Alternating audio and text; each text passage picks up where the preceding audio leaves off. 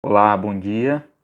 Certa vez Jesus ele foi questionado pelos líderes religiosos judeus do porquê que seus discípulos estavam comendo pão sem lavar as mãos, isto é, com as mãos impuras, não observando a tradição dos anciões. O lavar as mãos fazia parte de uma série de rituais de caráter religioso, de purificação, e para eles a impureza espiritual, cerimonial, era como um vírus, né? era transmitida, difundida por meio do toque. Então Jesus responde com uma exortação e depois ele afirma que tudo que vem de fora e entra numa pessoa não faz com que ela fique impura. Mas o que sai de dentro, isso é, do coração da pessoa, é que faz com que ela fique impura.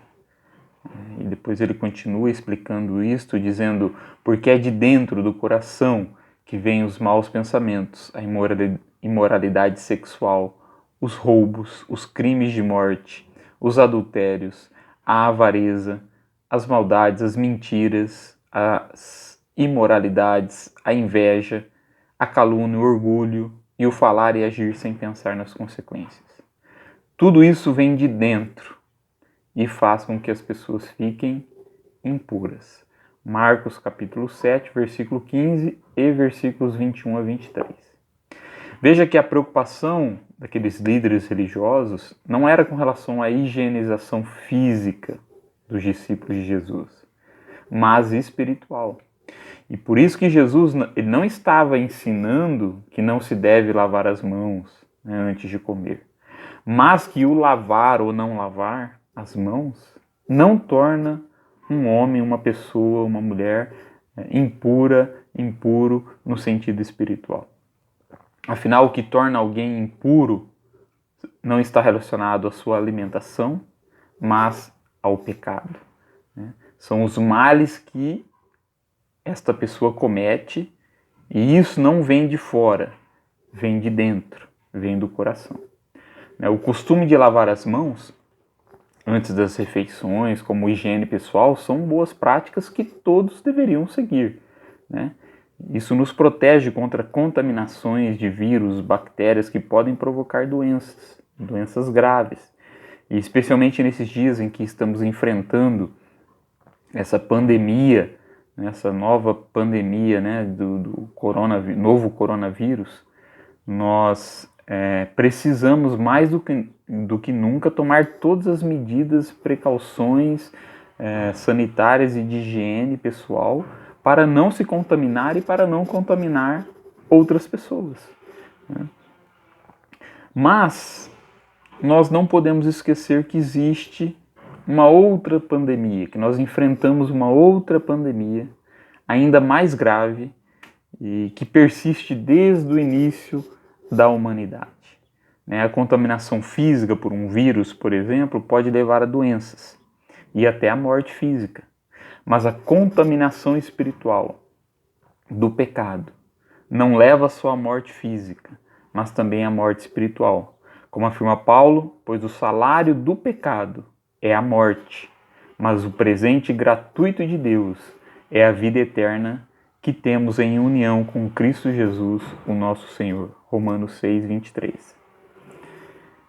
A pandemia do pecado, né, se assim podemos dizer, não se combate com álcool em gel ou com detergentes. Né? Afinal, como afirma João, somente o sangue de Jesus nos purifica de todo pecado. 1 João 1,7. E também não se combate essa pandemia, né, com isolamento, mas com união, com a nossa união com Jesus. Né? O que torna o homem impuro espiritualmente não vem de fora, né? Vem de um coração impuro, que só pode ser purificado pela ação do Espírito Santo de Deus através da fé em Jesus. Portanto, a vacina, o remédio, a precaução para esta pandemia espiritual é Jesus. Jesus, ele nos perdoa, ele nos livra de todos os nossos pecados e nos oferece a vida eterna, nos dá a vida eterna. Por outro lado, a fé em Cristo também não nos blinda contra problemas, enfermidades, né, contra todos os problemas, enfermidades e aflições dessa vida. né? Jesus mesmo ele declarou aos seus discípulos dizendo: no mundo passais por aflições, mas tende bom ânimo, eu venci o mundo. João 16:33. Então veja, a fé em Jesus nos protege do pecado, mas não evita que sejamos contaminados com um vírus, né? Por exemplo, né? Ou com bactérias, ou com qualquer outro tipo de doença. Portanto, nós devemos ser prudentes e tomar todas as precauções possíveis e recomendáveis para termos uma boa saúde. Se alimentar bem, ter bons hábitos de higiene pessoal, né? E etc. Veja que Jesus ele não nos prometeu um escudo contra todo tipo de problemas, aflições e sofrimento neste mundo, mas a vitória contra o pecado, a vitória contra a morte.